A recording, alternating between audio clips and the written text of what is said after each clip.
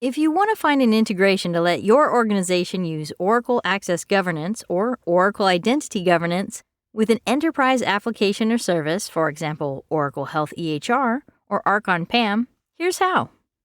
Start by opening a browser and type docs.oracle.com in the address bar, which takes you to Oracle Help Center.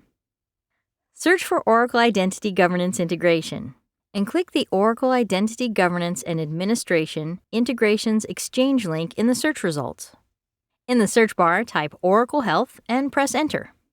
Click on the application tile to open the Oracle Access Governance documentation that guides you through the steps to integrate Oracle Health EHR.